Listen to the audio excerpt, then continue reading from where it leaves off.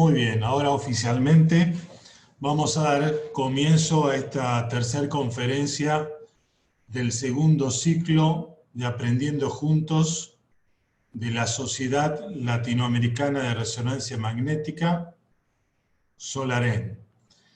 Es un gusto poder compartir con todos ustedes este ciclo de conferencias que SOLAREN ha preparado para este segundo semestre. Y hoy vamos a presentarles al licenciado Juan Chacaltana de Lima, Perú, que nos va a hablar de perfusión cerebral por susceptibilidad magnética. Quiero decirle a todos que nos pueden seguir, obviamente, por Zoom, en forma online, o después, a partir del día domingo, esta charla y cada una de las conferencias que se dé en este segundo ciclo se va a colgar en nuestro canal de YouTube de SOLAREN y cada uno de ustedes va a recibir el link correspondiente para poder ver la charla en forma privada.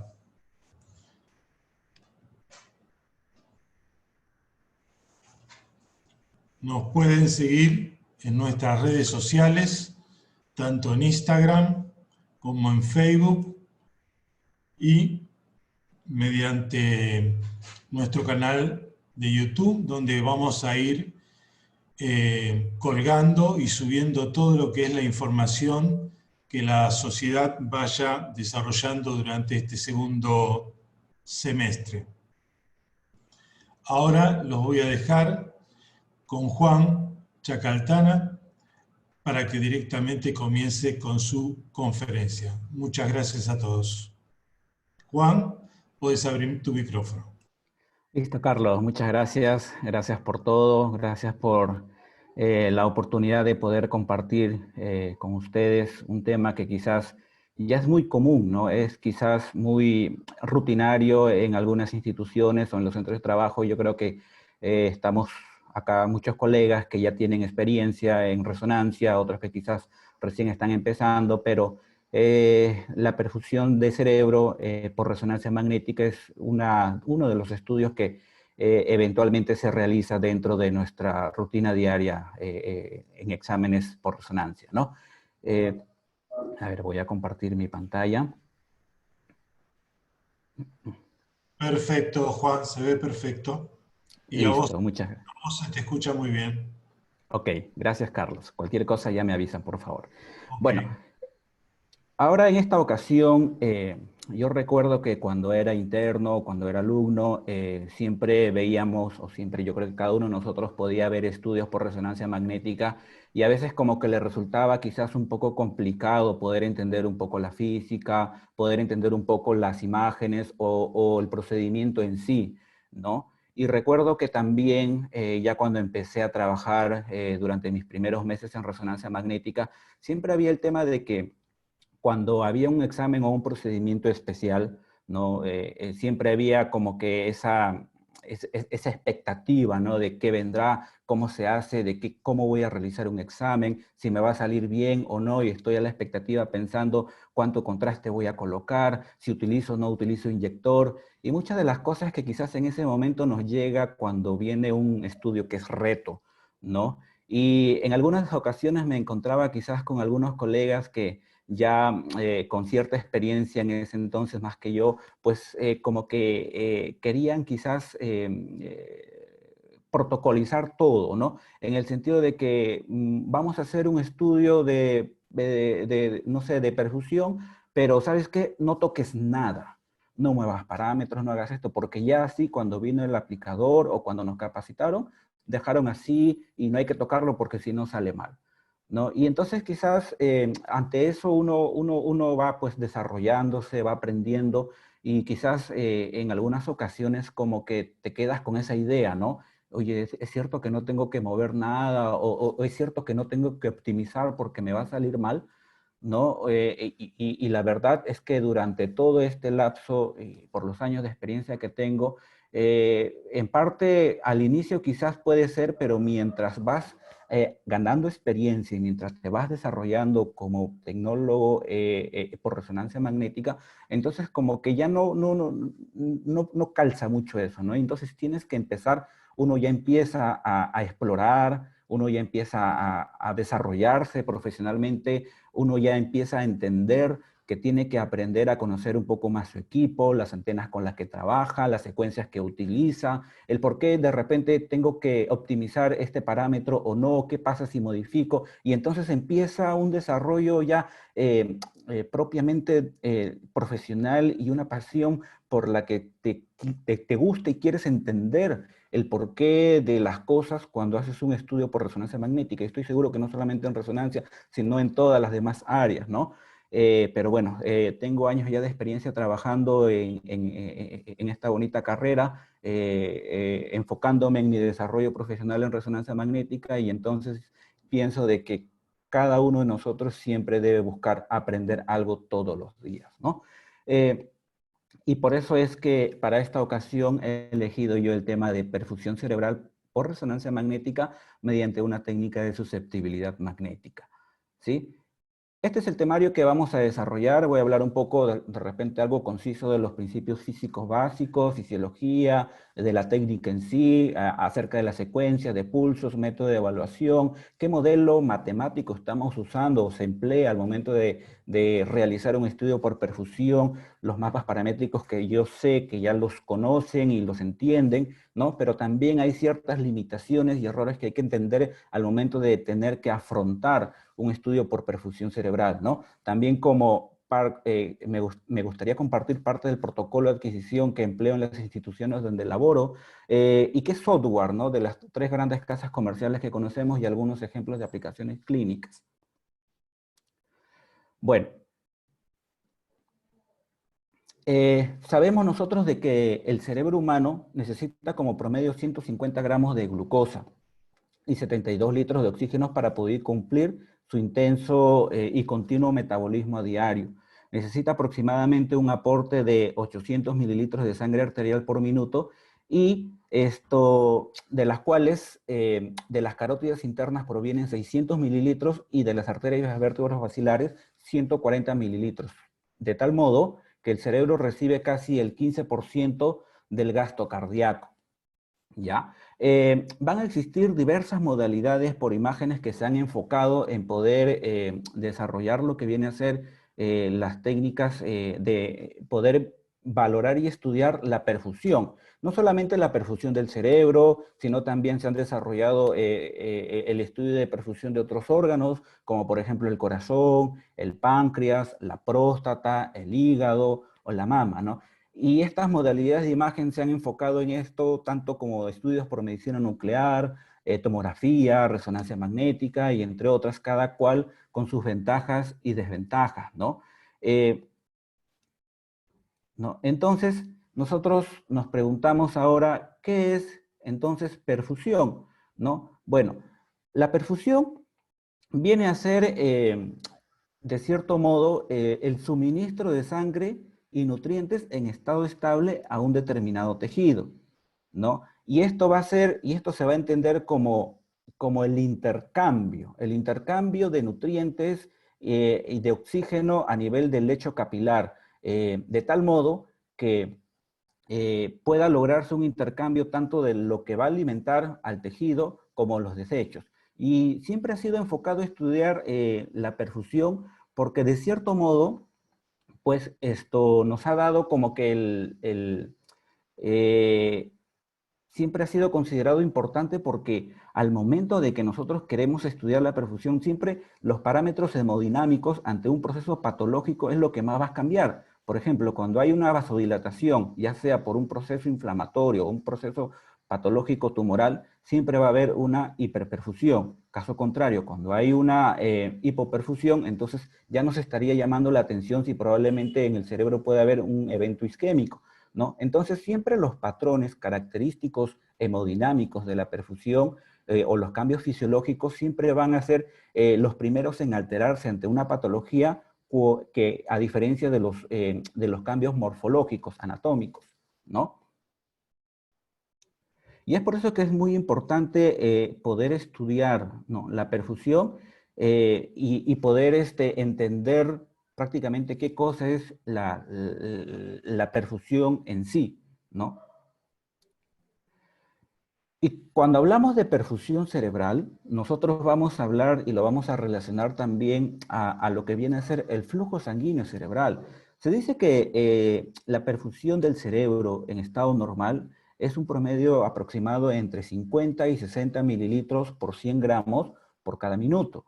Siendo un poquito ya de repente más minuciosos, se dice de que la sustancia blanca tiene un flujo de entre 20 y 25 mililitros por cada 100 gramos por minuto y la sustancia gris entre 80 y 100 gramos, entre 80 y 100 mililitros por cada 100 gramos por minuto.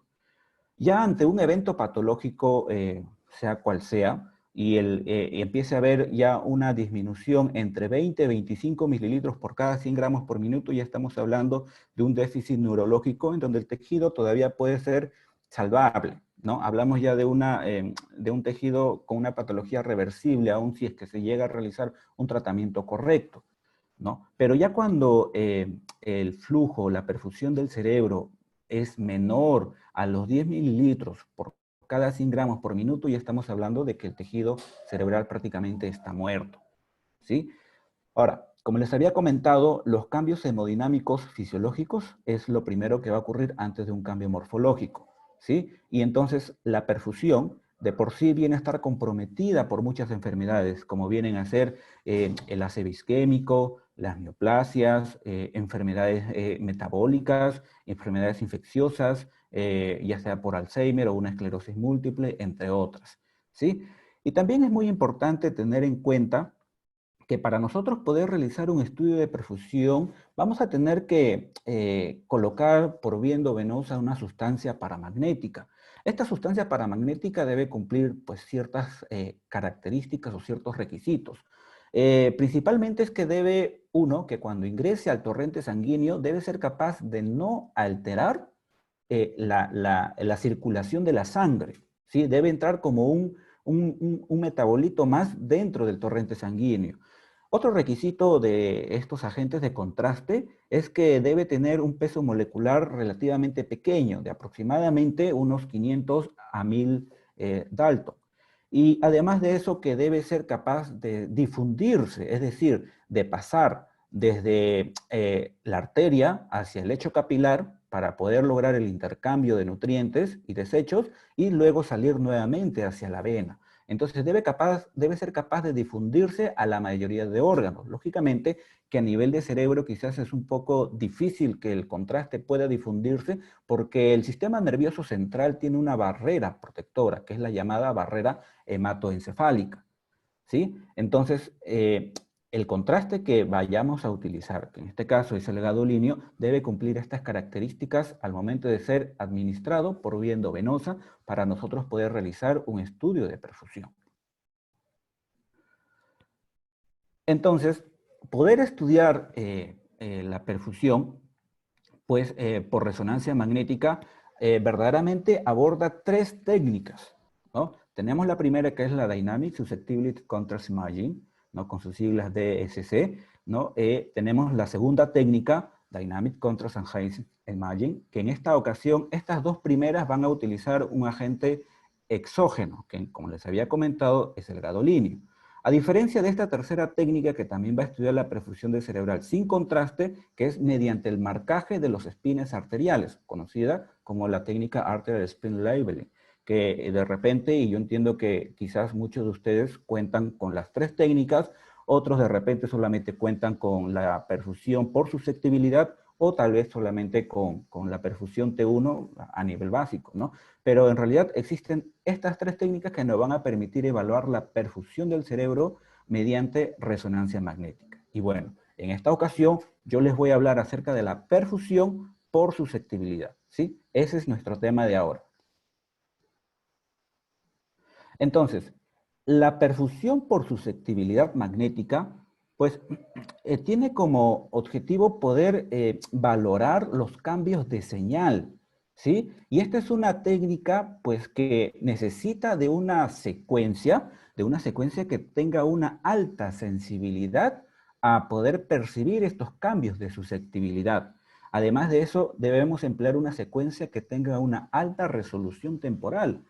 Y recuerdo que cuando estudiaba o cuando practicaba en mis inicios, cuando el profesor me decía, bueno, pues si tú quieres algo, ¿no? Ya sea para que obtengas una mayor resolución de contraste, eso requiere de una penalidad, o sea, vas a tener que sacrificar algo. Y yo recuerdo que cuando me decía eso, me decía, bueno, vamos a adquirir una imagen de alta resolución, entonces vamos a tener una penalidad que es, vamos a tener que emplear más tiempo.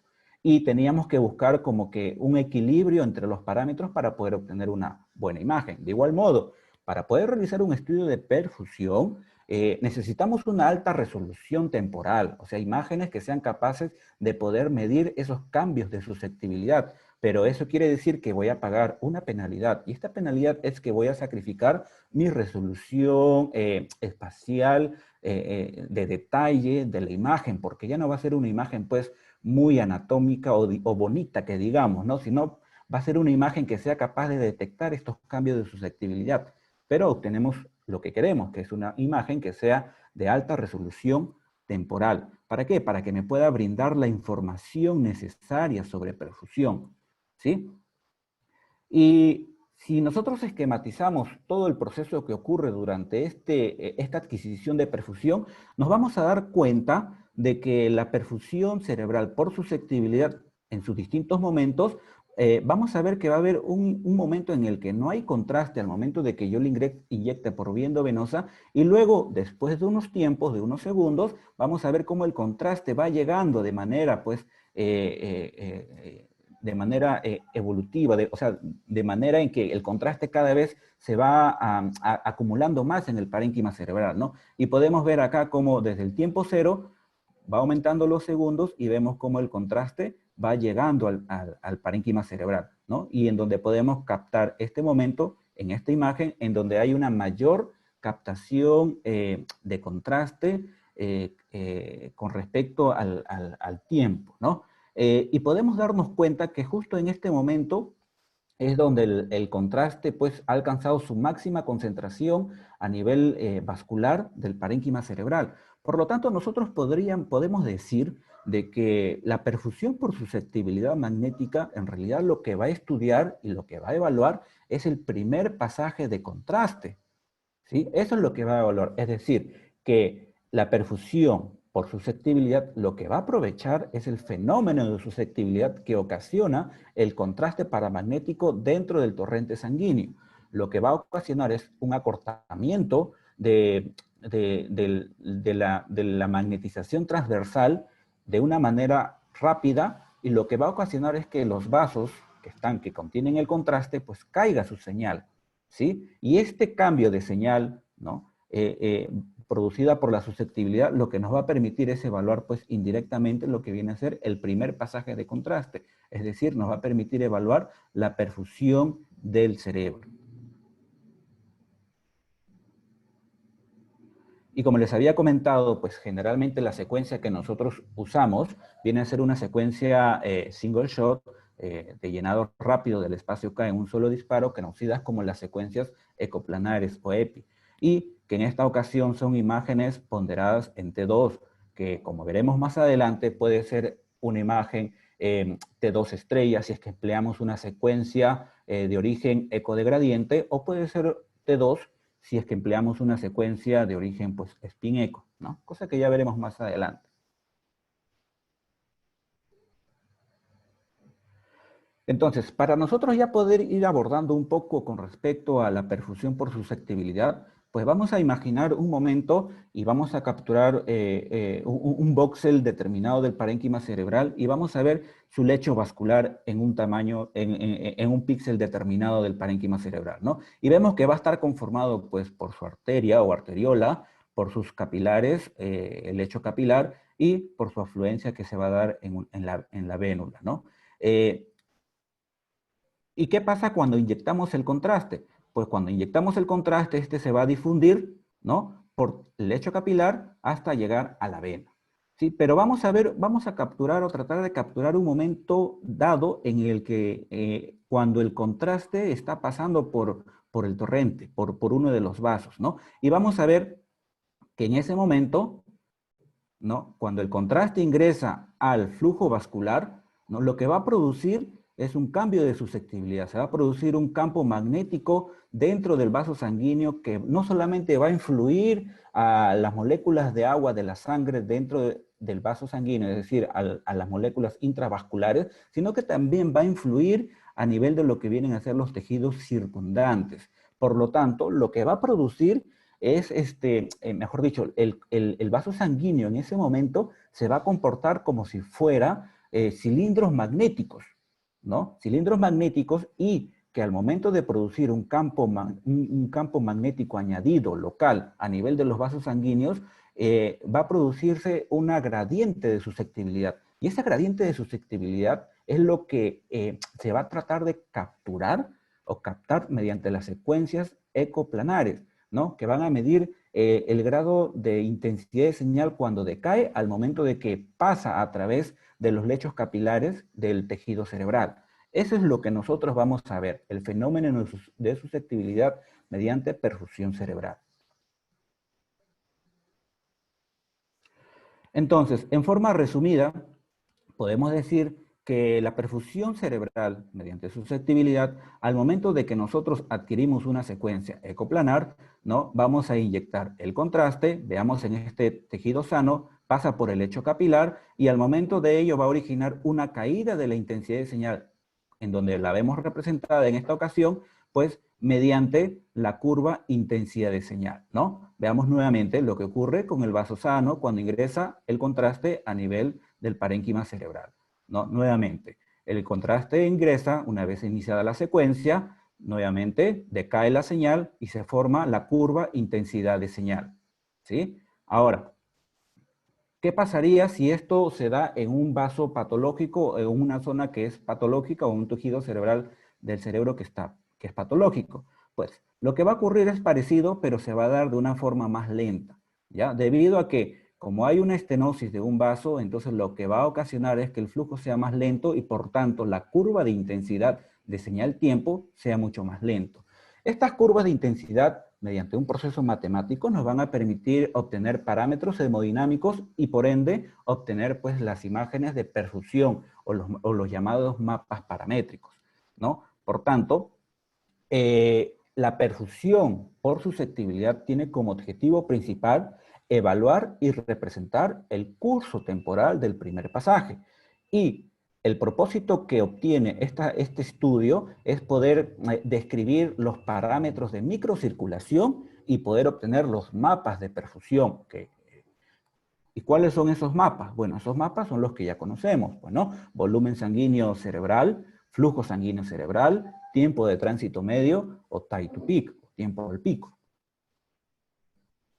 Pero quizás hasta acá podríamos decir que la charla prácticamente ya ha terminado, ¿no? Pero vamos a entrar un poco más a profundidad y vamos a hablar un poco más ya de los detalles de la secuencia, ¿no? Vamos a hablar un poco acerca de los parámetros que yo necesito utilizar, de cuál es el procedimiento matemático y entre otras cosas que vamos a ir viendo.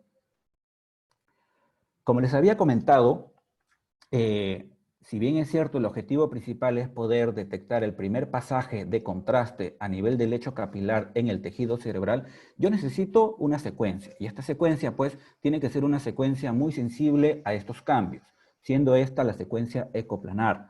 Pero esta secuencia ecoplanar puede ser de origen ecodegradiente o spin eco. Si es ecodegradiente, vamos a obtener una imagen potenciada entre dos estrellas. Eso quiere decir de que no voy a utilizar un pulso de refasamiento, y eso hace de que esta secuencia sea sumamente sensible a cualquier cambio por susceptibilidad, a diferencia de las secuencias spin eco, en donde yo obtengo una imagen potenciada entre dos y utilizo un pulso de refasamiento. Por lo tanto, lo que yo voy a hacer es obtener una imagen quizás que sea mínimamente menos sensible que una secuencia ecoradiente. Es por eso que en la actualidad, generalmente, las secuencias ecoplanares de origen ecodegradiente son las que más se emplean por su alta sensibilidad. Pero podemos utilizar cualquiera de las dos y eso va a depender, pues, de lo que queramos evaluar, ¿sí? Además de ello, que nosotros para poder realizar una imagen de perfusión cerebral, por susceptibilidad, se recomienda que se utilicen resonadores superconductivos. Estos resonadores superconductivos de alto campo pueden ser de 1.5 a 3 teslas, ¿sí? Y hay que tener en cuenta, muy en claro, de que a mayor teslaje, ¿no? El equipo se hace, o la secuencia se hace mucho más sensible a la susceptibilidad magnética. Por lo tanto, tendríamos que evaluar y ver qué tiempo de eco voy a utilizar para que este sea el idóneo y el óptimo al momento de que yo realice una perfusión cerebral por susceptibilidad magnética, ¿sí? Ahora, abordando ya un poco acerca de los parámetros que voy a utilizar, generalmente se tiende a utilizar número de cortes entre 15 y 20 imágenes o cortes, ¿no? Tratando de que abarque todo el cerebro.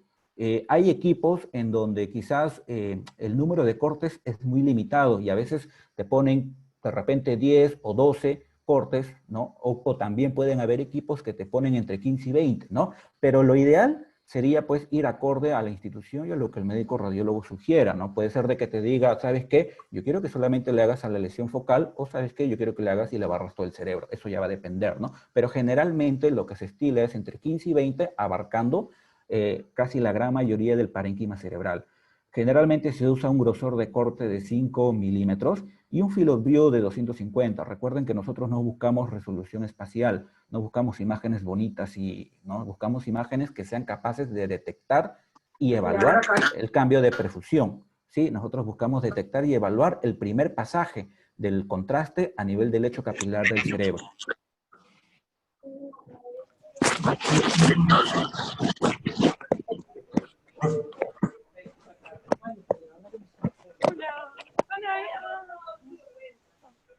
Perdón, porque no nos daba para ponerla toda ahí.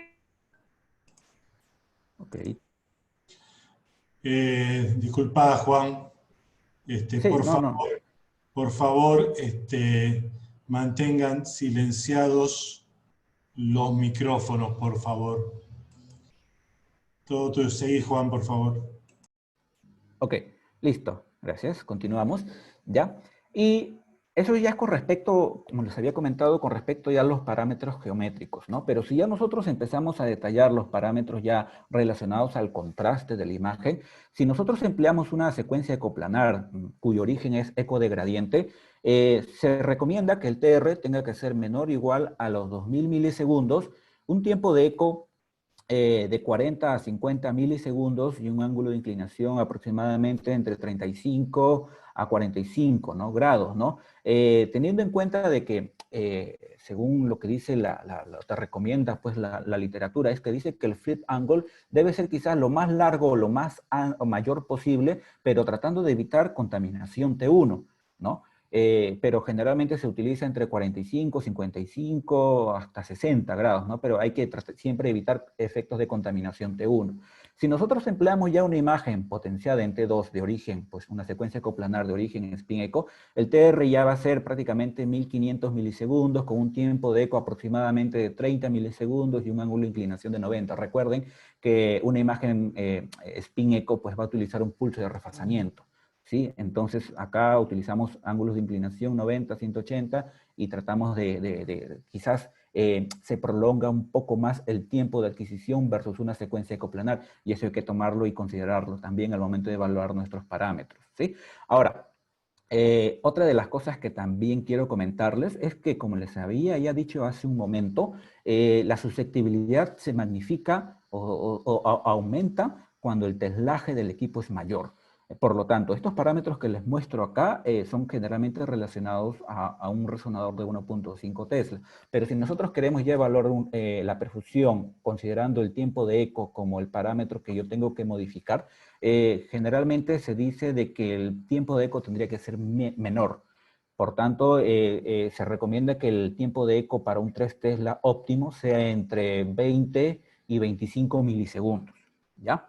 Bueno, muy aparte y diferente ya a los temas de los parámetros, es muy importante considerar la resolución temporal de mi secuencia, porque yo puedo modificar todos los parámetros relacionados al corte o a los parámetros geométricos y relacionados a los del contraste, pero debo tener algo muy en cuenta, que es con respecto a mi resolución temporal de la secuencia de imagen, y es que el barrido de todo el cerebro, o sea, entre los 15 y 20 cortes que vayas a realizar o a modificar, debe durar aproximadamente entre 1.5 a 2 segundos, ¿ya? Porque es en este momento en el que tienes que buscar captar el pasaje de contraste a través del lecho capilar, ¿sí? Por lo tanto, podríamos decir que una fase, por ejemplo, que dure 2 segundos, debe barrer todo el cerebro, ¿sí? Y además de eso, que yo debo realizar el estudio con cierta cantidad de fases. Por lo tanto, se dice que el tiempo de adquisición de una secuencia de perfusión óptima debe durar entre 60 y 90 segundos, lo que equivale a 30 fases o 45 fases, ¿ya? Personalmente, al momento de realizar una perfusión, trato de que mi tiempo o mi resolución temporal por fase vaya aproximadamente 1.7 a 1.5 segundos y con número de fases o cantidad de fases por lo menos 40, 50, ¿no? Tratando de que el tiempo de adquisición también esté dentro de lo permitido. También, una vez que ya nosotros hemos tomado en cuenta nuestros parámetros de optimización, la resolución temporal que necesito para poder obtener una correcta imagen de perfusión, también están de por medio los software que voy a utilizar. De las distintas marcas comerciales nosotros tenemos, pues en caso de Philips, el llamado NeuroPerfusion, que es un software propio de Philips, o Perfusion MR en caso de Siemens, ¿no? Pero que en esta ocasión quizás Siemens te muestra en ese software Perfusion MR solamente los mapas paramétricos, ¿no? Tendrías que acudir o entrar a otro software que es el promedio, ¿no? El software de tejidos de promedios, en donde te va a poder obtener las curvas, ¿no? Y en el caso de General Electric, que también he tenido la oportunidad de poder trabajar con equipos GE, ¿no? También tienen el software llamado BrainStab, que tiene dos modalidades, uno con AIF, que ya lo vamos a ver qué significa, y otro el software que es con una función variable gamma, ¿no? Que lo vamos a ver después y lo vamos a entender mucho mejor. Pero esos son los software que nos permiten procesar la perfusión cerebral por susceptibilidad.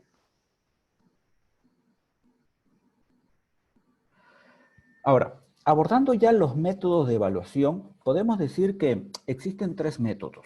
Uno que viene a ser el método cualitativo, que es solamente el método en donde tú observas los cambios que ocurren con respecto a la susceptibilidad intravascular, ¿no? Como hemos visto, va a haber un momento en que inyectas el contraste, empieza la adquisición, no llega el contraste y luego después de un tiempo llega el contraste, hay un cambio de señal, ¿cierto? Un cambio de mínima intensidad de señal. Y luego después, por regulación, ¿no?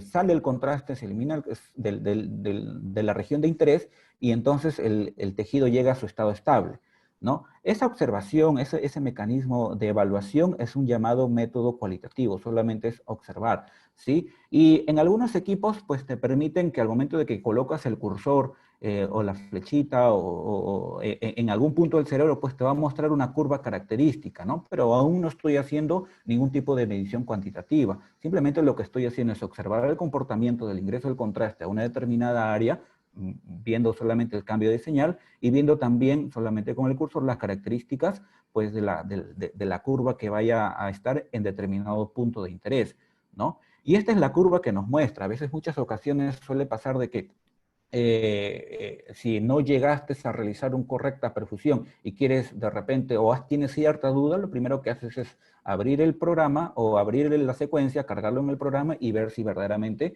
pues, se obtuvo la curva característica de perfusión que viene a ser esta, ¿no? Que es en el momento en el que no hay contraste, hay una línea de base, luego de un tiempo determinado llega el contraste, hay cambio de señal, la señal se reduce hacia su pico máximo y vemos acá una imagen que refleja la concentración máxima de contraste intravascular a nivel del lecho vascular del parénquima cerebral, y luego de esto, de un tiempo determinado, sale, ¿sí? Ahora, hay que tener en cuenta que también cuando el contraste llega al cerebro, no solamente de repente va a ser mayor, o sea, imaginemos que inyectamos el contraste por vía endovenosa. El contraste pasa a través de la vena, del brazo, va llegando hasta el corazón, luego del corazón regresa a los pulmones, luego de los pulmones nuevamente regresa al corazón y luego del corazón nuevamente va a tener que ser repartida, sale por la aorta para todos los órganos.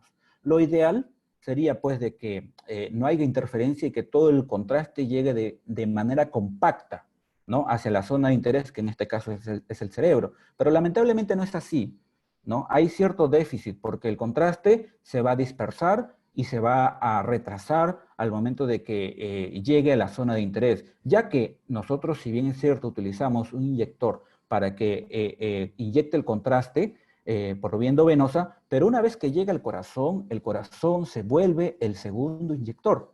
O sea, desde ese momento ya nosotros no tenemos nada que ver, sino que simplemente es el corazón el que se va a encargar de bombear e inyectar el contraste hacia las determinados órganos del cuerpo, ¿ya? Y dependiendo de eso, pues el contraste va a llegar a determinada concentración a nivel del lecho capilar del tejido, que en este caso es el cerebro. Y como va a haber un cierto retraso y una cierta dispersión, siempre va a haber, no, después de la curva de perfusión, siempre va a haber una curva mínima que viene a ser la llamada curva de recirculación. Siempre va a haber eso, siempre va a haber una curva características de recirculación, pero es importante entenderlo para no pensar o imaginar de que de repente la curva de perfusión o la técnica realizada ha sido mal hecha, ¿no? O sea, siempre va a haber porque como les comento, el corazón ya trabaja como una segunda bomba de inyección y pues el contraste va a tender a dispersarse y a retrasarse en determinados órganos que ya cuando llega al cerebro pues va a llegar a una gran concentración al determinada área de interés, pero en un momento determinado puede ser de que en ese momento inmediatamente después llegue una pequeña cantidad de contraste, pero que ya va a ser considerada como una recirculación. Es muy importante tenerlo en cuenta. Luego de esto pasamos a la evaluación, al método de evaluación ya semi-cuantitativo. Ya. Una vez que en esta ocasión lo que vamos a hacer nosotros es ya pues colocar un ROI en una determinada área del tejido cerebral y lo que va a hacer es pues lo primero que hace el software pues es mostrarme la curva, la llamada curva intensidad de señal tiempo, ¿sí? Y esta es la curva característica de perfusión como ya lo habíamos visto. Pero aún no vamos a obtener información cuantitativa o información relacionada a los parámetros fisiológicos de la perfusión misma, ¿no? Pero podemos obtener ciertos parámetros cuantitativos o semi-cuantitativos, como vienen a ser, por ejemplo, el tiempo de llegada del bolo, que es el momento en el que yo inyecto el contraste, o sea, inyecto el contraste, lanzo la secuencia y simplemente desde ese momento cuánto tiempo pasa para que se empiece la primera variación o la primera llegada del contraste hacia el lecho capilar del cerebro. Luego de esto tenemos otro parámetro fisiológico semi-cuantitativo como viene a ser el tiempo al pico, ¿no? El tiempo al pico que viene a ser pues la máxima intensidad o la mayor señal o mínima, la mayor señal o el momento en el que la intensidad es mayor, ¿no?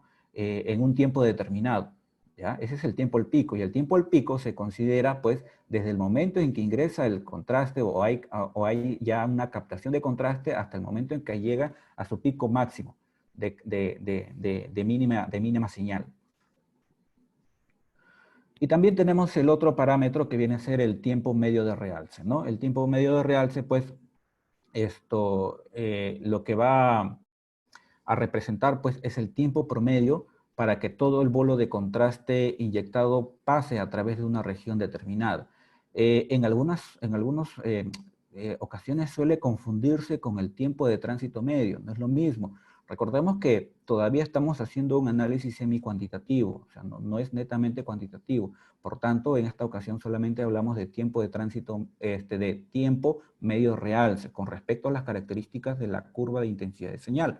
Si ya nosotros queremos ya mencionarlo como tiempo de tránsito medio, pues tendría que realizar ya un proceso matemático determinado para poder obtener esa información, ¿sí? Y bueno, estos son los parámetros semi-cuantitativos que no dan todavía información hemodinámica de la perfusión misma.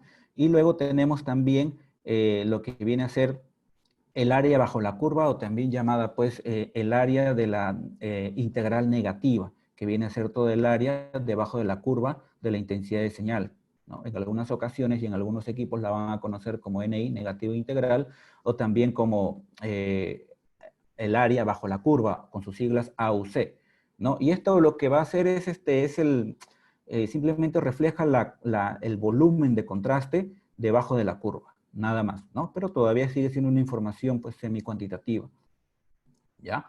Y lo otro viene a ser ya lo que viene a ser el porcentaje de señal recuperada. Tengamos en cuenta que una vez que nosotros empezamos la inyección, la curva de perfusión empieza con una señal mucho mayor, ¿no? Una señal base mucho mayor a la del postcontraste. O sea, la señal o la línea base precontraste es mucho mayor que la curva o la señal o la línea postcontraste. Y esta diferencia de líneas, tanto pre y postcontraste, es al momento de que nosotros lo evaluamos, siempre va a ser menor la curva o la línea postcontraste, ¿no? La línea base postcontraste. Y eso es conocida como el porcentaje de señal recuperada. O sea, cuánto se ha recuperado después de que el contraste sale del tejido de interés. ¿Sí? Y es posible también pues, cuantificarlo, pero no son parámetros relacionados pues, a la fisiología misma de la perfusión.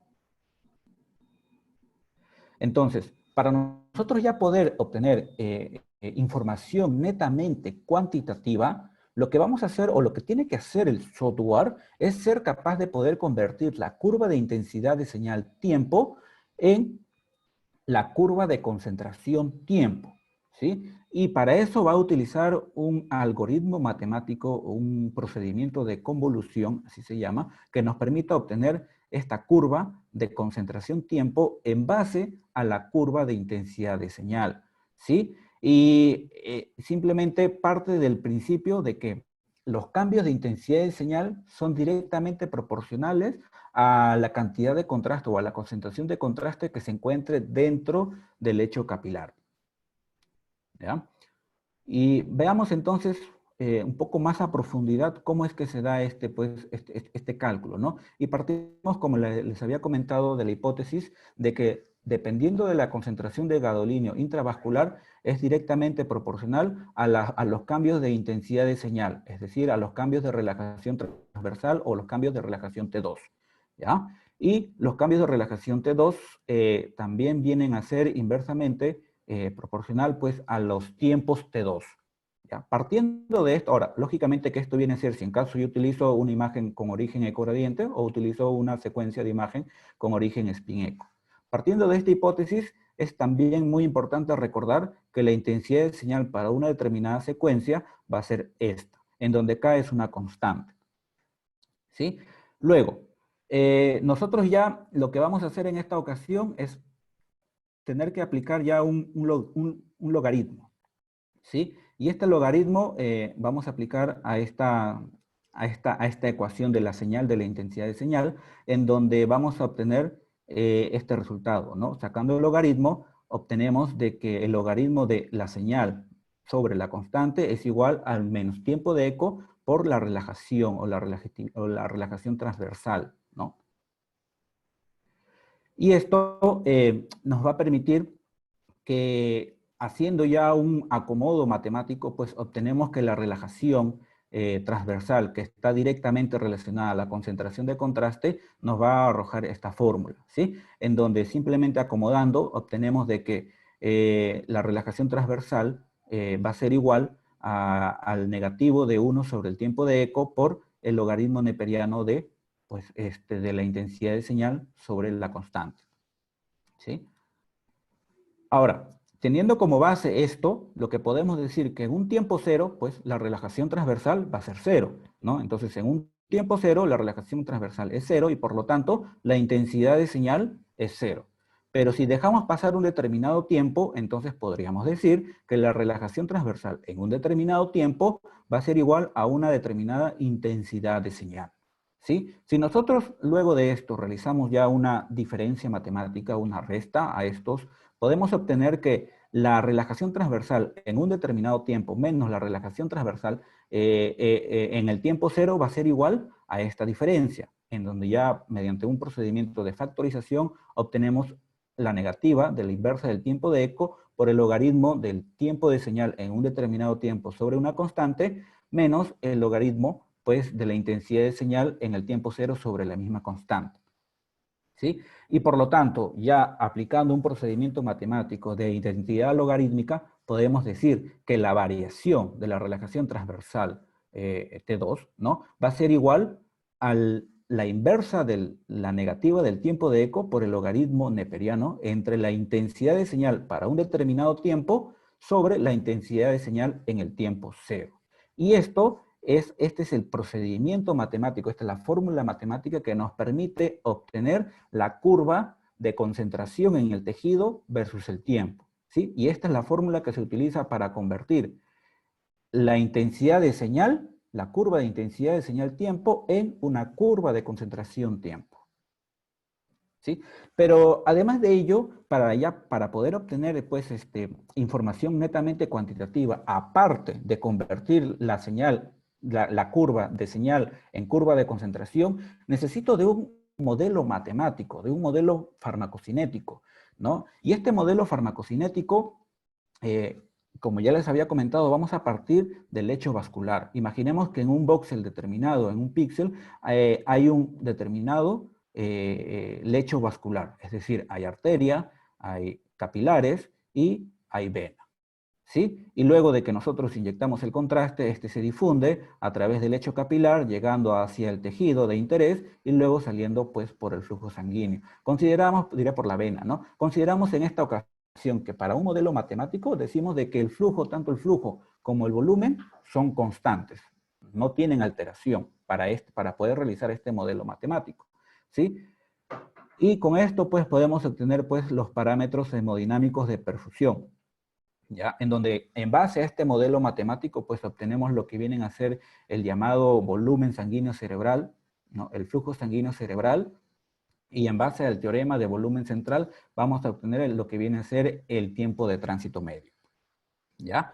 Pero esto sería lo ideal, ¿no?, lo correcto, pues siempre y cuando el flujo y el volumen sanguíneos pues sean constantes, o sea, que no tengan alteración. Es decir, que yo inyecto 20 y me sale 20 de contraste, ¿no? O que si yo inyecto el contraste a nivel de vena, pues todo el compacto de contraste que inyecto en la vena del brazo, pues me va a llegar todo al cerebro en la misma cantidad. Pero esto no es correcto, ¿no? Entonces, acá tenemos que hacer ya una variación de este modelo matemático, ¿no? Este modelo matemático tiene que haber, pues, como que una adaptación para poder entender, pues, mucho mejor lo que verdaderamente ocurre en nuestro organismo en base a este modelo matemático, ¿no? Entonces, como les había dicho, ¿no?, idealmente nos gustaría que el flujo y el volumen se mantenga constante, pero no es así, ¿no? Y si pudiéramos administrar, pues, directamente, supongamos, yo quiero hacer la perfusión de hígado y yo quiero evitar que el contraste se diluya, se disperse y se retrase, pues agarraría la arteria del hígado y le inyectaría directamente hacia el tejido para que luego toda la misma cantidad de contraste salga, para que así el contraste o el bolo de contraste arterial sea corto y compacto, pero no sucede así. Entonces, en la práctica diaria, y lo que ocurre verdaderamente es que el bolo intravenoso se va a retrasar y se va a dispersar. Al momento de que pase al corazón, a los pulmones y nuevamente regrese al corazón y tenga que bombear el corazón hacia el tejido de interés, se va a tener que retrasar o dispersar, dependiendo de la condición del corazón, del gasto cardíaco, de la frecuencia, si el paciente es de repente patológico, tiene arritmia, o de repente tiene una estenosis carotidia que hace de que el contraste no llegue en toda su totalidad a una determinada región del cerebro, ¿sí? Entonces, partiendo de eso, como les había comentado, y vemos, pues, ¿no?, de que las moléculas de contraste van a tener un cierto retraso y dispersión. No todas van a llegar al mismo momento, ¿no? Veamos nuevamente, ¿no? Las moléculas de contraste llegan, pues, a diferentes, salen diferente del lecho capilar, ¿no? Pero en esta ocasión, para poder pues, realizar un ajuste matemático a este modelo, también llamado modelo del voxel o modelo del píxel-píxel o modelo farmacocinético, pues haciendo ya un ajuste de esto, nos vamos a quedar solamente con el lecho arterial, con la arteriola y sus capilares, ¿no? En donde vamos a tener que reflejar el momento en el que el contraste ingresa por la arteria de interés. Y de igual modo, va a haber un retraso y va a haber una dispersión. ¿no? Al momento de que llega al tejido de interés, en este caso el tejido cerebral, ¿sí? Y tomando en cuenta esto es donde se va a añadir pues otro término, ¿no? Que viene a ser el Arterial Input Functional, con sus siglas AIF, que es muy necesario e importante tenerlo en cuenta al momento de tener que cuantificar, ¿no? Los parámetros de perfusión hemodinámicos, ¿sí? Por tanto, si yo tengo en cuenta este parámetro, voy a tener en cuenta entonces las consideraciones de retraso y dispersión del bolo de contraste al momento de que pase de la arteria hacia el tejido de interés. ¿Sí? Entonces, el Arterial Input Functional lo que va a hacer entonces es describir el contraste desde la arteria hasta el tejido de interés. Y mediante un proceso matemático, no solamente vamos a hablar ya de las curvas de intensidad de señal y de las curvas de concentración, sino también vamos a hablar ahora de la curva arterial, ¿no? Con sus siglas matemáticas A, entre paréntesis T, que refleja el ingreso de contraste a nivel arterial en función al tiempo, obteniéndose así la curva arterial o la curva funcional de entrada arterial. ¿Sí? Y esta es la fórmula matemática que nos permite calcular el AIF, ¿no? Y es muy importante tomar en cuenta, como les había comentado, esta curva, porque nos va a caracterizar, ¿no? Tanto la dispersión como el retraso del contraste desde la arteria hacia el tejido de interés. Y esta curva de Arterial Input Functional es muy importante porque va a determinar la forma de la curva de concentración-tiempo, ¿sí? Entonces, una depende de la otra, ¿no? Entonces, si yo quiero cuantificar verdaderamente y obtener valores, por decirlo así, totalmente absolutos, cuantificables, entonces yo necesito realizar y obtener mi información de Arterial Input Functional para que los valores de perfusión sean lo más cercano posible a lo absoluto. Y tener en cuenta que esta curva AIF está muy relacionada directamente a las curvas de concentración-tiempo. Me olvidaba.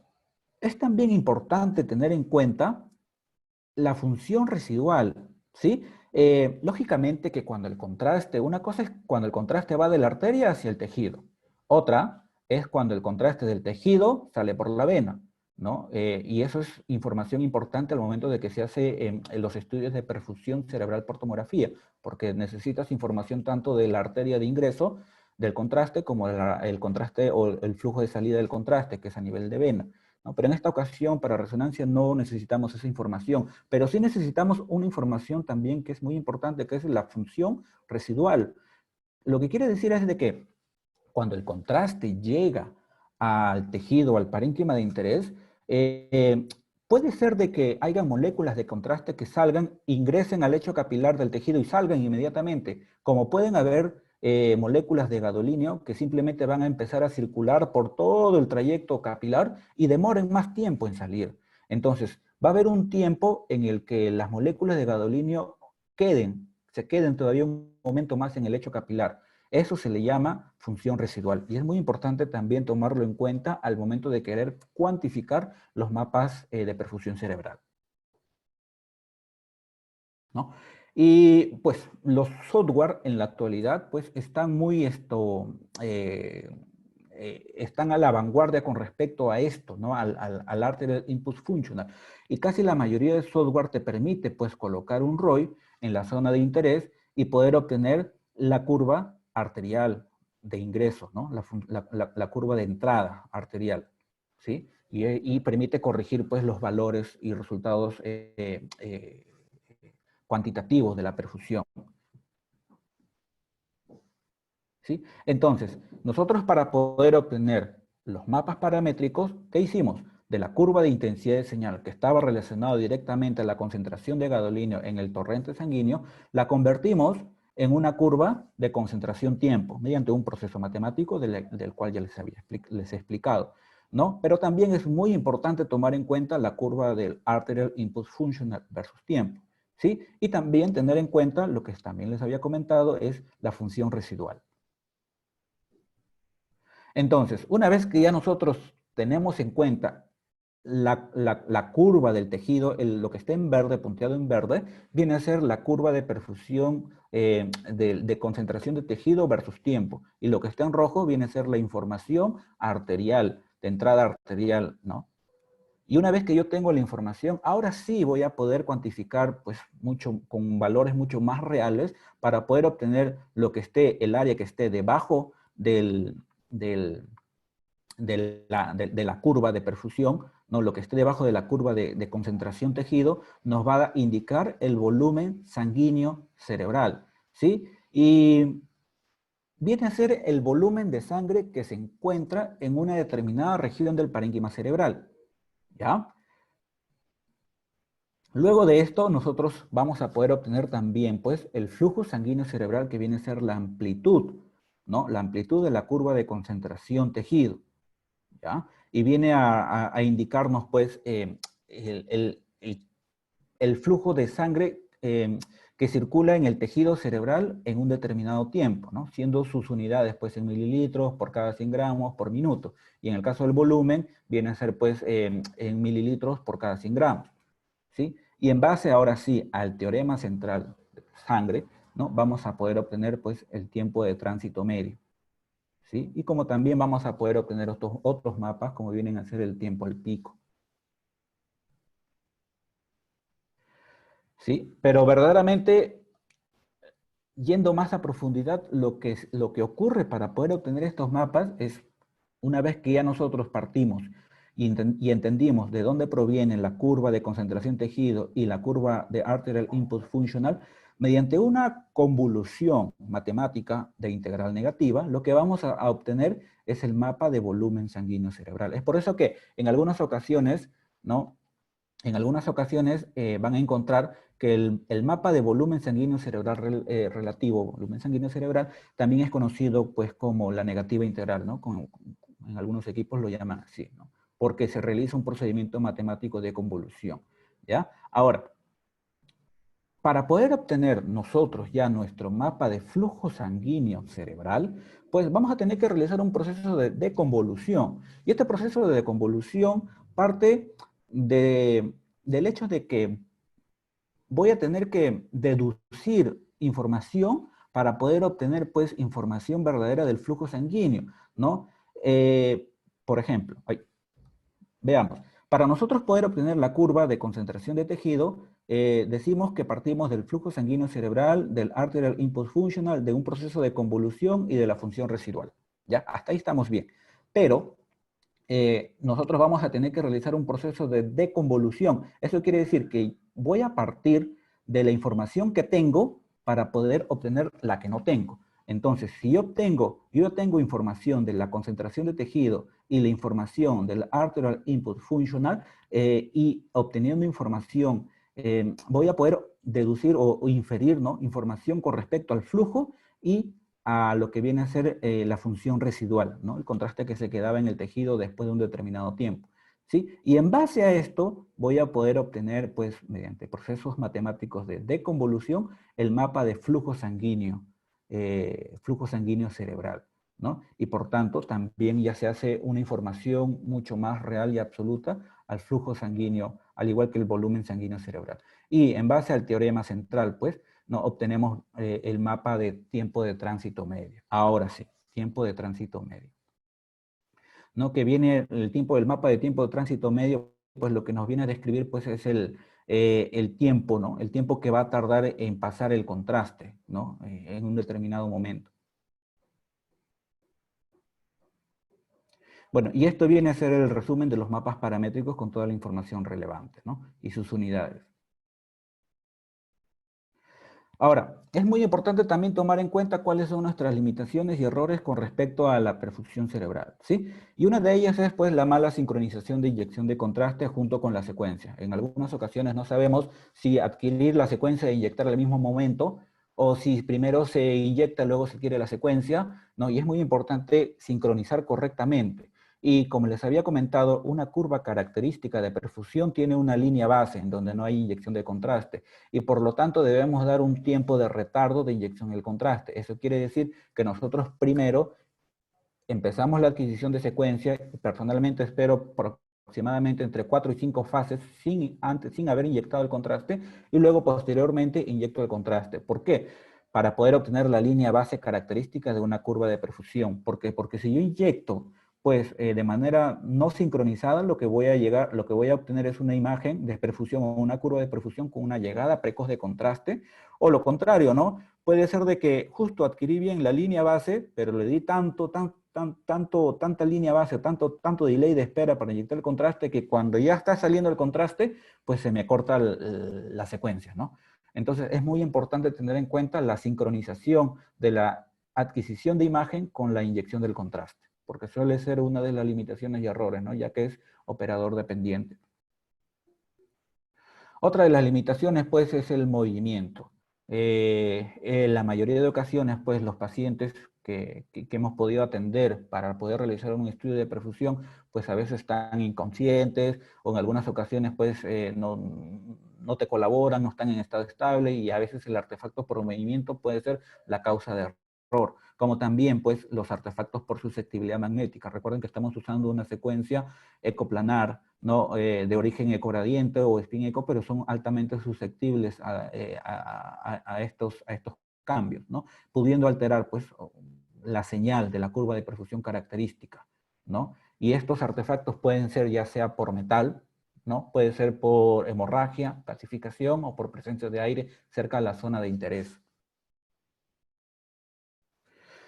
Como les había comentado también, pues otra de las limitaciones y errores es de que el bolo de contraste inyectado por vía endovenosa pues no necesariamente llega de una manera compacta y total, ¿no? Sino que siempre va a haber un retraso y una dispersión del bolo de contraste. Es por eso que siempre se ha tomado en cuenta el interés de tener que estudiar pues esta función arterial de entrada, ¿sí?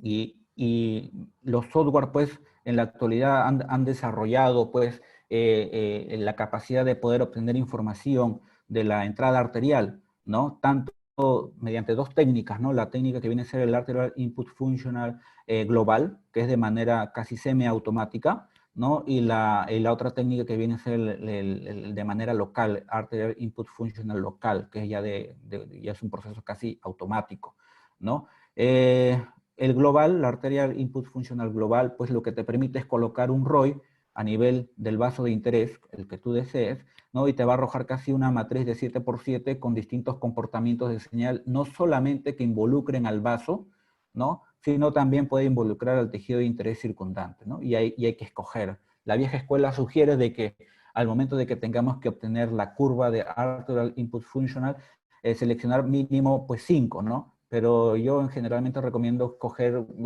curvas características de 10 a 15 para poder obtener una información más real con respecto a este parámetro, ¿no? De interés.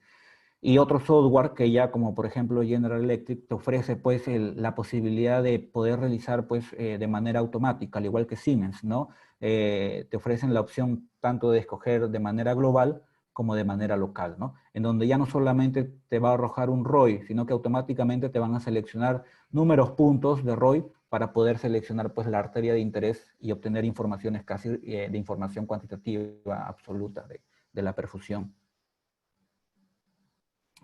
En realidad existen muchos artículos, ¿no? Y uno de ellos, pues, es el que realizó Fernando Calamante, ¿no? En donde prácticamente estudia toda la información del Arterial Input Functional y nos demuestra, ¿no? Cómo es poder obtener, pues, una con información global y otra con información localizada. Otra de las limitaciones y errores, pues, es con respecto a la rotura de la barrera hematoencefálica. Recordemos, pues, de que la barrera hematoencefálica es impenetrable, ¿no? A menos que esté alterada por, pues, por algún proceso tumoral o alguna afección que rompa la barrera hematoencefálica. Y lo que va a ocasionar son efectos de fuga. Y estos efectos de fuga pueden ser de característica T1 o de característica T2. Y en esta ocasión, pues, vemos acá un efecto de fuga por alteración de la barrera hematoencefálica, en donde vemos que la curva de perfusión T2 se ve alterada con un aumento de la señal post-contraste, ¿no? Es decir, que debería ser un comportamiento por debajo de la línea de base, ¿no? Pero al momento de haber pues una rotura de la barrera hematoencefálica y originar efectos de fuga con característica T1, lo que va a originar pues es que la curva de perfusión post-contraste aumente de señal, pues, ¿no? Y eso daría un falso positivo con respecto a la información cuantitativa de la perfusión. De lo contrario también, pues, ¿no? Si vemos que hay rotura de la barrera y netamente esta lesión es altamente vascularizada, lo que va a hacer es concentrar más contraste en un determinado punto y por tanto lo que va a originar es que la curva de perfusión pues ya no sea como lo vimos en la T1, que era de mayor intensidad de señal post-contraste, sino que se va a empezar a seguir relajando el tejido en un determinado punto de interés y simplemente me va a generar una curva no característica de la perfusión, ¿no? Y es muy importante tomarlo en cuenta, ¿no? Porque existen estrategias que podemos realizar para poder contrarrestar tanto los efectos de fuga T1 como T2. Luego quiero explicarles y compartir con ustedes el protocolo que empleo, ¿no? Empleo en las instituciones donde laboro, ¿no? Y es que nosotros partimos del hecho de que el volumen de contraste va a ser aproximadamente de 0.1 milimol por kilogramo de peso, lo que corresponde a 0.2 mililitros por cada kilogramo de peso. El flujo de inyección, la literatura recomienda que sea aproximadamente de 5, y es lo que yo empleo, ¿ya? Porque te dice que si es menor a 5, pues puedes subestimar los mapas paramétricos y la información cuantitativa. Y si inyectas más de 5, pues prácticamente los valores no van a cambiar, se va a tener la misma información. Lo otro que recomiendo es que nosotros podamos dar un delay correcto, que es aproximadamente 5 fases para poder formar la línea de base de la curva de perfusión, ¿no? Y lo otro, pues, que el tiempo de adquisición sea entre 60 y 90 segundos, lo que equivale, pues, a que tengan que realizar aproximadamente entre unas 30 a 45 fases de resolución temporal de aproximadamente 2 segundos por cada barrido del cerebro.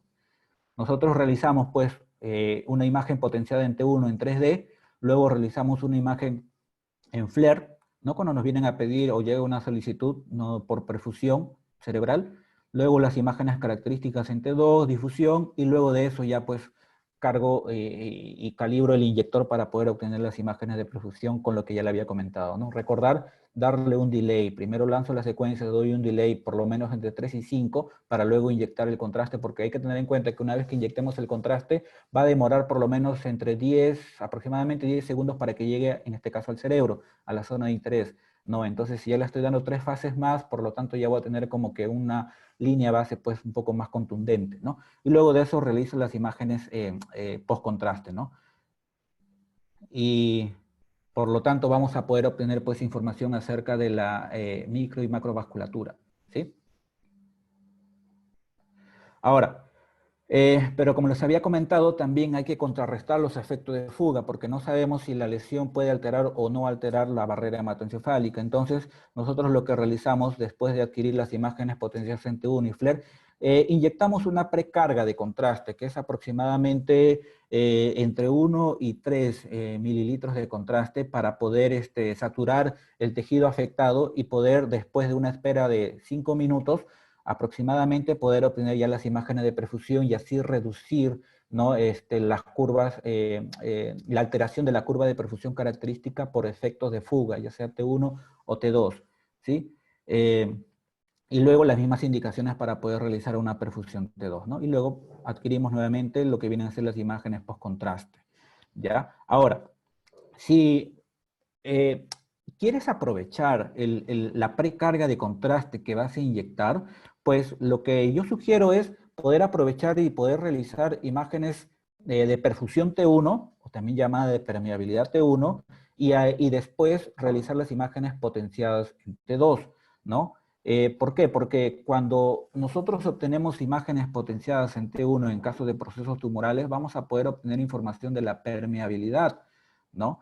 Y en este caso, como ya voy a inyectar 3 mililitros, entonces es el contraste, es la cantidad o el volumen de contraste suficiente para poder pues obtener información de permeabilidad y poder realizar el postproceso con el software característico, ¿sí? Y luego de esto puedo realizar, mientras voy esperando los 5 minutos para poder realizar la perfusión T2, pues realizo las imágenes que competen, ¿no? T2, difusión y entre otras. Y luego nuevamente preparo el inyector para poder obtener imágenes ya de perfusión netamente T2 y luego las imágenes post contraste.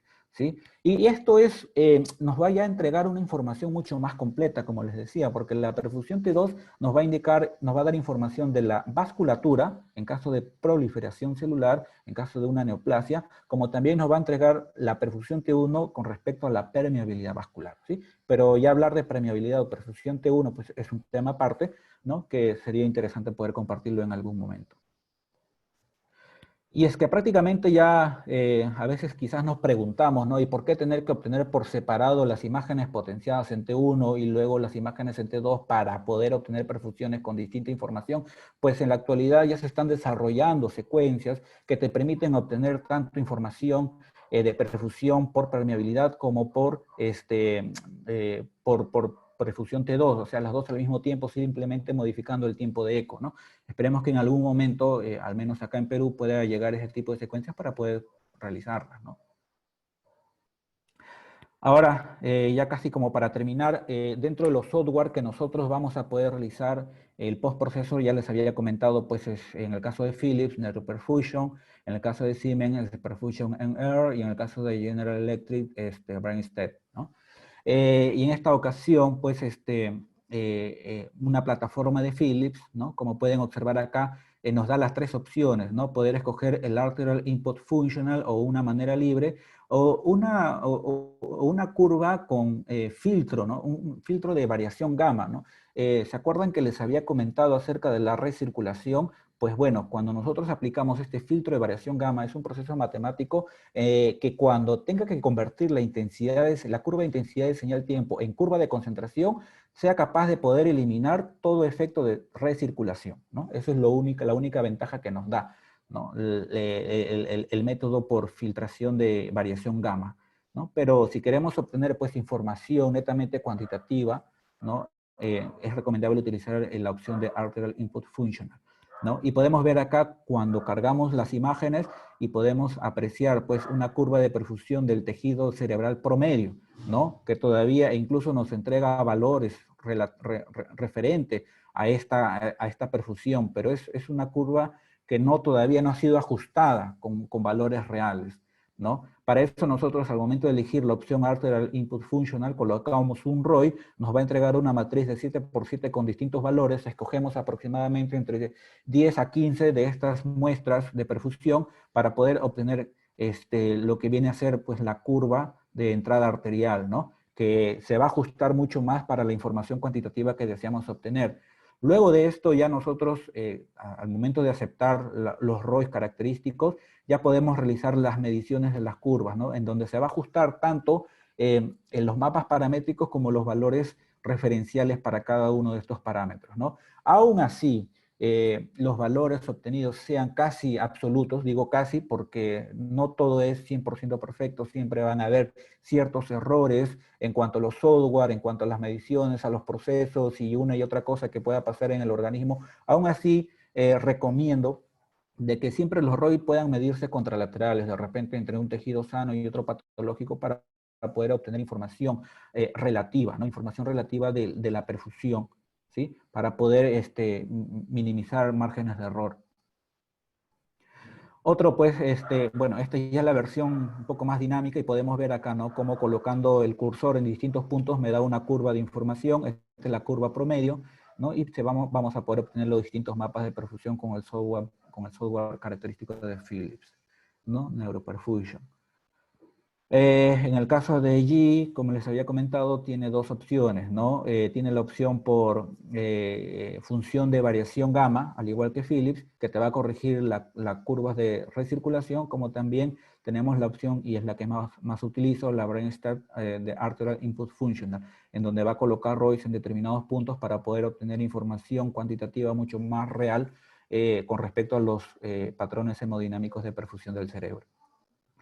Otro ya viene a ser la curva característica, o mejor dicho, el postproceso mediante software de Siemens, ¿no? Que también te da una opción para poder escoger las curvas de perfusión con los parámetros característicos y poder elegir también entre un proceso con Arterial Input Functional global o local, ¿no?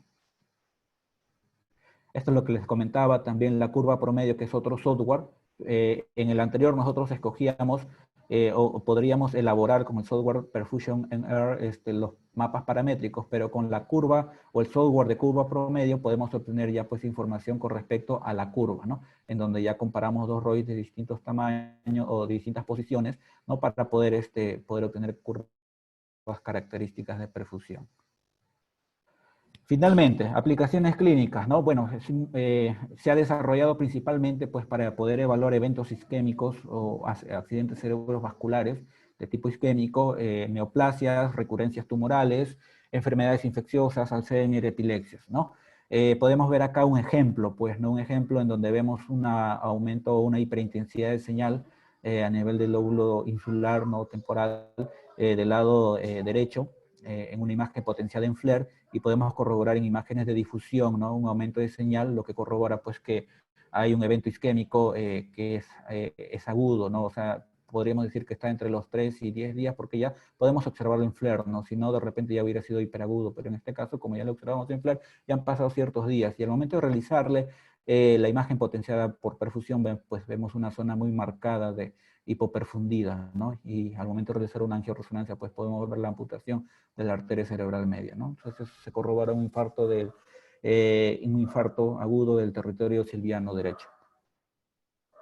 Otro evento también de ACV isquémico, ¿no? Imagen de difusión con hiperintensidad que nos sugiere una restricción del movimiento browniano del agua y una perfusión con una marcada hipoperfusión del cerebro. Bueno, esta es una imagen que, gracias a mi amigo William Cordeiro, que me permitió poder compartirla, pues ya es un proceso más avanzado con el equipo de General Electric, ¿no?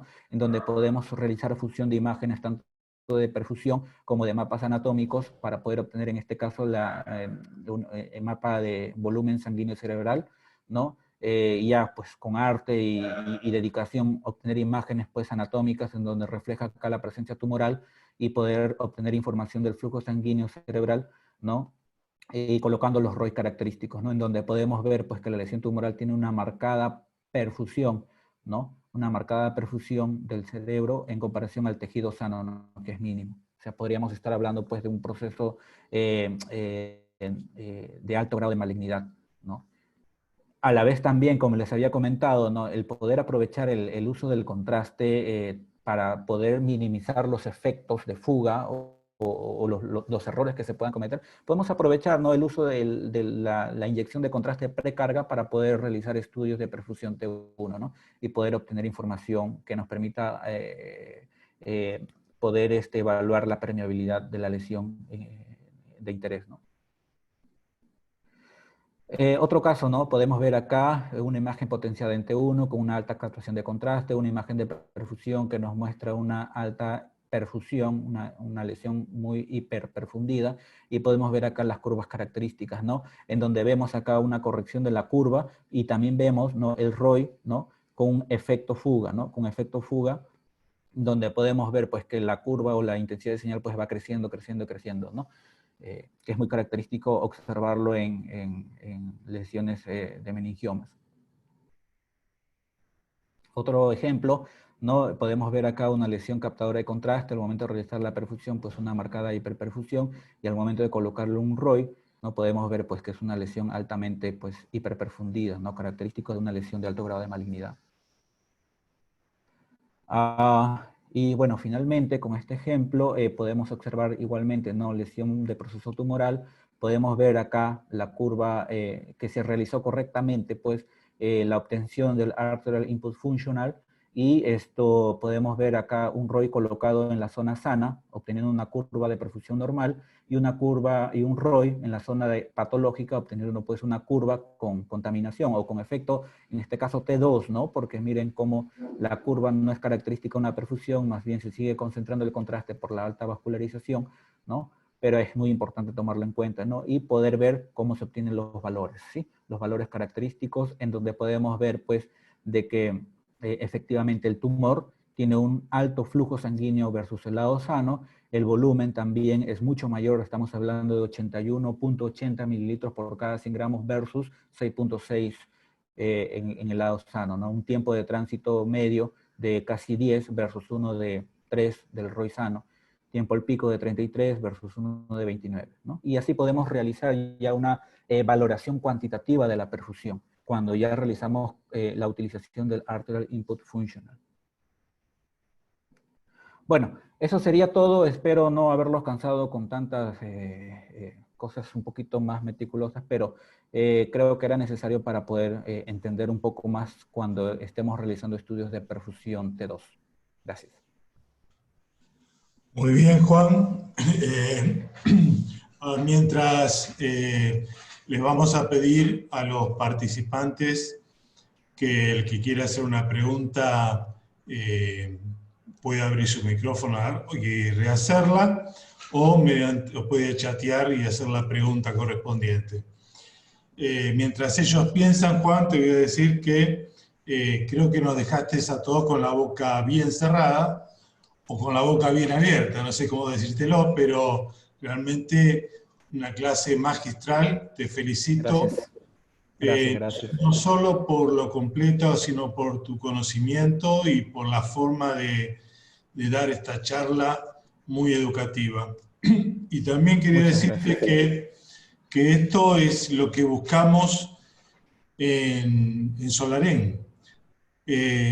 Tratamos desde el primer día en pensar en formar una sociedad donde todos aquellos tecnólogos y licenciados en esta especialidad puedan mostrarnos sus conocimientos y compartirlos, y nadie mejor que nosotros mismos podemos transmitir lo que es la función y la tarea que realizamos a diario en nuestra hermosa especialidad que es la resonancia magnética.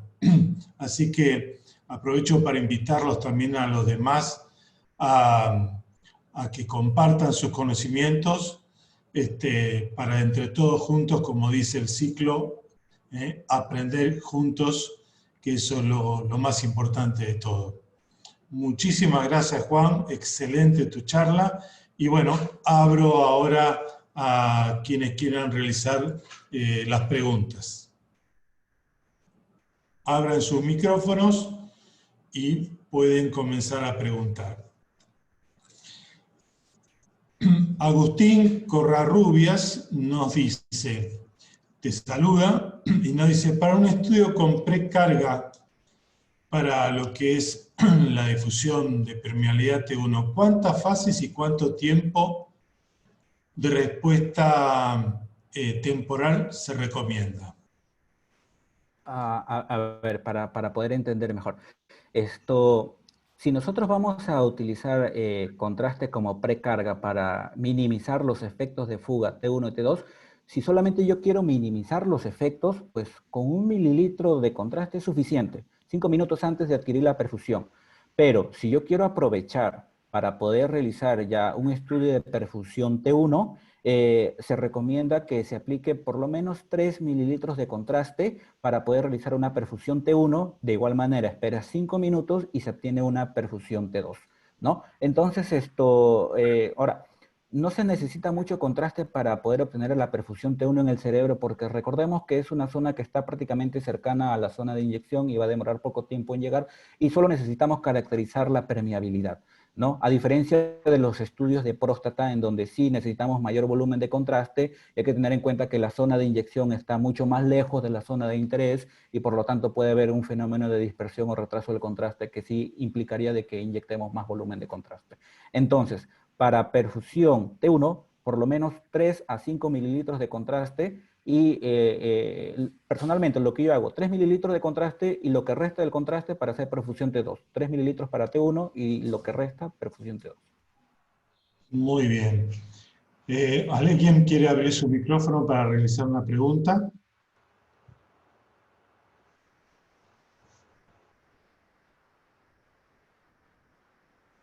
Sin miedo, pregunte, que estamos para aprender todo, porque después de esto, ¿qué vamos a hacer? Juan. No, sí, Carlos, sí, igualmente muy agradecido por por la oportunidad, ¿no? De poder compartir y verdaderamente, pues como dice Lehmann, aprendiendo todos juntos. Creo que es la intención, ¿no? De poder capacitarnos, de poder aprender, de poder compartir incluso, ¿no? Yo creo que si yo estoy ahorita compartiendo, no quiere decir de que yo lo sepa todo, ¿no? Quizás yo entiendo que hay colegas que tienen sumamente amplia experiencia que quizás nos puedan compartir muchas más cosas y así aprendemos los dos, ¿no? O sea, ambas partes, ¿no? Y nos alimentamos y seguimos creciendo todos, que es la Así es, intención. Juan, así es. Uno a través de la vida tiene que aprender o aprende que uno puede dar muchas charlas, conferencias, clases, pero nunca se deja de aprender por más años de experiencia que uno tenga. Te voy a hacer preguntas que me están diciendo por aquí. Dice, ¿están usando perfusión DSC para isquemia cerebral? Claro, la Dynamic Susceptibility Contrast Imaging viene a ser la perfusión T2. Y dentro de las indicaciones clínicas más importantes es para evaluación de accidente cerebrovascular de tipo isquémico, ¿no? Recordar que si nosotros realizamos una perfusión T2 ante un evento hemorrágico, hay que tener en cuenta de que puede haber pues, alteración de la información cuantitativa y de los mapas paramétricos por el mismo hecho del diseño de la secuencia, que es muy susceptible a los cambios magnéticos que puedan ocurrir, ¿no? Bien. Y una pregunta dice, en el caso de Gini, ¿en qué caso utilizás una u otra forma de trabajar la perfusión? Claro, hay que tener en cuenta que en el caso de General Electric hay tres modos de poder procesar la perfusión, ¿no? Uno que viene a ser el estándar básico, que te permite pues, obtener una curva de perfusión de manera rápida y los mapas paramétricos rápidos, pero hay que tener en cuenta que no te va a realizar los ajustes de entrada arterial, ¿no? Es por eso que si yo quiero hacer una evaluación rápida, utilizo el software estándar. Pero si yo ya quiero algo más minucioso, algo en donde yo quiero obtener información cuantitativa mucho más real y próxima a lo absoluto, entonces yo ya utilizo el software BrainState de Arterial Input Functional, en donde ya me va a corregir todo lo que viene a ser el ingreso del contraste, la dispersión, el retraso, y me va a entregar valores más reales, más fidelignos a la perfusión hemodinámica, ¿no? Y el otro que viene a ser con la función de variable gamma, ¿no? Esta función de variable gamma, o que tiene sus siglas BrainState GVF, lo único que va a hacer es tratar de corregir la recirculación, que también es un dato que hay que tomarlo en cuenta al momento de poder analizar la curva, ¿no? Pero si me preguntas personalmente cuál de las tres yo prefiero utilizar, yo me quedo con la que me dé la información o la que me evalúe la información de entrada arterial, ¿no? La del Arterial Input Functional. Y es la que la mayoría de los equipos trabaja, ¿no? Porque en el caso de Siemens y Philips, esto te permite abordar ese punto en concreto, ¿no? La opción de poder procesarlo mediante la entrada arterial, que es lo más importante. Muy bien, te hacen una pregunta que es ¿cuánta solución salina recomendás para después de la utilización o de la inyección del gadolinium? Ya, personalmente yo utilizo aproximadamente casi el mismo volumen que puedo ingresar de contraste, que es aproximadamente 15 o llego hasta 20. No mucho porque no va a cambiar mucho. Hay que recordar que la solución salina tiene la función o su importancia es poder empujar el bolo de contraste, ¿no? Y lo suficiente que debe empujar es como para que se mantenga compacto el contraste que va desde la vena hasta que llega al corazón, porque hay que tener en cuenta que una vez que llega al corazón, ya la hemodinámica y el inyector por naturaleza ya es el propio corazón, ¿no? Entonces, inyectarle mucho volumen de solución salina no va a ayudar en mucho, al contrario, de repente puede hasta diluirlo. Entonces, es preferible que sea entre 15 a 20 mililitros de suero salino, ¿no? Para que solamente logre su función, que es empujar el contraste hasta que llegue al corazón. Muy bien. Te hago una pregunta, Juan. Sí. Teniendo en cuenta que, bueno, algunos pueden trabajar en resonadores de 1.5, otros en 3 Tesla, pero quizás no todos tengan la posibilidad de tener una bomba inyectora. ¿Qué les recomendás lo que tienen que hacer esto a mano? Mira, justo cabe la casualidad de que trabajo justo en una institución en donde no utilizamos bomba de inyección y en otra sí. Entonces, cuando tienes bomba, todos felices, todos contentos, porque prácticamente pues estamos seguros de que la inyección del bolo de contraste va a ser la idónea y la correcta, ¿cierto? Pero cuando no tenemos bomba de inyección, pero sí tenemos el software, tenemos el equipo, tenemos la antena, y principalmente tenemos el recurso humano que somos nosotros, que estamos altamente al día y capacitados, lo único que nos queda es poder capacitar a nuestro personal de apoyo, que en este caso sería pues la parte de enfermería, o si es que trabajamos dos tecnólogos, uno esté altamente preparado para inyectar el contraste de una manera compacta, rápida y corta, ¿no? Y tratando de hacer quizás, personalmente nosotros lo que hacemos es colocar directamente el AVOCAT sin que tenga una extensión directa, ¿no? Porque si tiene una extensión directa, pues va a hacer de que cierta cantidad de contraste se quede a nivel de la extensión misma, ¿no? Entonces, si yo utilizo un AVOCAT directo conectado a la jeringa del contraste, simplemente lo que puedo hacer es inyectar rápidamente el contraste para que pueda llegar de manera compacta, ¿no? Y posteriormente inyectar contraste, diré suero, ¿no? Pero ya con un juego de llaves rápido, ¿no? Por lo tanto, sí se puede, pero se requiere, pues, entrenar al personal que nos va a apoyar con la inyección, ¿no? Para que pueda salir de una manera, pues, óptima.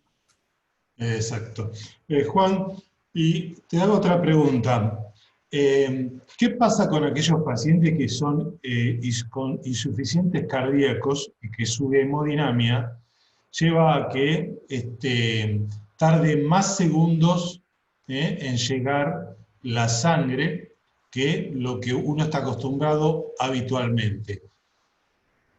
¿Cómo, Eh, cómo, cómo lo solucionás? Mira, lamentablemente pues nosotros no somos quizás adivinos como para poder saber qué tan bueno está el corazón de una persona o no, ¿no? Justo tuve una experiencia similar hace unos años atrás en donde lo característico es que ya tengas tu secuencia de, en este caso, de perfusión casi lista y prediseñada porque siempre te ha salido bien, siempre has tenido buenos resultados y ya tienes la experiencia, tienes el personal, tienes todo. Y el otro es pues que cuando le realices el examen a un paciente que quizás puede resultarte que no tiene una buena funcionabilidad cardíaca o de repente tiene insuficiencia cardíaca o tiene de repente un gasto cardíaco muy bajo. Entonces, prácticamente te va a pasar de que de repente las 30 o 45 fases dinámicas que necesitas para poder obtener la curva de perfusión te va a quedar corta. Y como les había mostrado en uno de los ejemplos, pues prácticamente se te va a cortar la curva de perfusión o simplemente justo casi en la fase número 40 ya estaba empezando a decaer el contraste y pues ya no pudiste obtener la curva de perfusión característica, ¿no? Y es porque a veces no sabemos cómo trabaja el corazón de la persona, porque como ya se convierte en el inyector por naturaleza luego que llega al corazón, entonces no sabemos cómo va a trabajar, ¿no? Pero en esas ocasiones, personalmente, lo que yo hice, justo me llegó en la mañana, lo único que yo pedí es que me lo cambiaran de turno para el día siguiente para poder realizarle correctamente el estudio de perfusión. Eso siempre y cuando lo puedas manejar, ¿no? Porque sabemos de que a veces hay, pues, quizás la parte médica te insiste porque es urgente, es una emergencia y necesitas y no puede esperar porque depende de eso el tratamiento y una y otra cosa. Pues bueno, en estos casos lo que trato de hacer es pasarle al menos unos 20 o unos 30 de suero salino, esperar unos 10, 15 minutos para que al menos se pueda lavar en algo la parte de lo que el contraste puede influir en el tejido cerebral, ¿no? Y esto, pero ya con la ocasión de que ya sé de que por lo menos va a demorar más de lo normal. Entonces lo que hago es simplemente aumentar el número de fases, el número de imágenes dinámicas. De repente lo duplico a 80 y tratar de hacer el mismo procedimiento sabiendo de que va a haber un tiempo de retardo del contraste, ¿no? O sea, es prácticamente, suele pasar, pero son raras veces, pero sí me ha llegado a pasar, ¿no? Perfecto. Patricia Viñolas levantó la mano. ¿Podés abrir el micrófono, Patricia?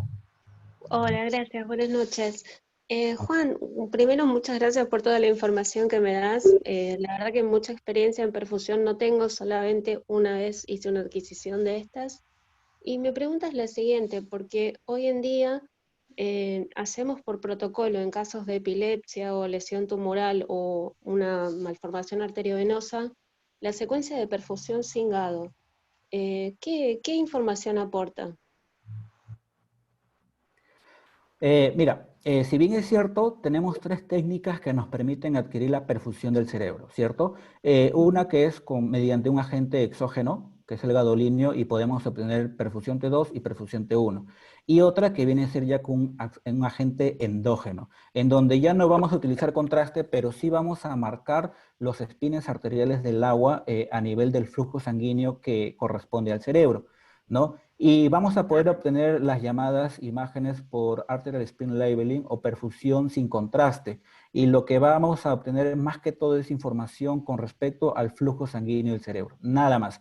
En algunos equipos me ha tocado, en el caso de Philips, no he tenido el software, pero sí he podido realizar el estudio. Ahora, necesitamos acá del conocimiento de otros parámetros, porque hay parámetros que vamos a tener que manejar, que ya es otro mundo, muy diferente.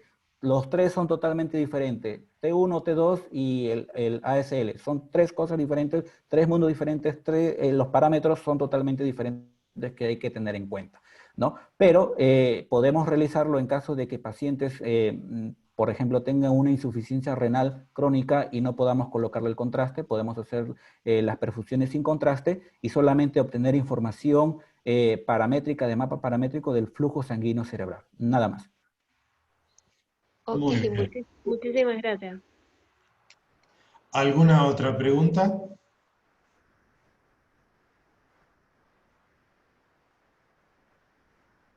¿No? Bueno, entonces, Juan, damos por concluida la conferencia. Te agradezco mucho nuevamente por tu atención, por tu compromiso con la especialidad. Muchas gracias por participar y bueno, seguiremos adelante con este segundo ciclo en la próxima conferencia que va a ser el próximo viernes. Los esperamos a todos. Buenas tardes, buenas noches, saludos y cuídense. Gracias. Gracias, Carlos, por todo. Gracias, chicos. Cuídense mucho. Señor los bendiga. Chao.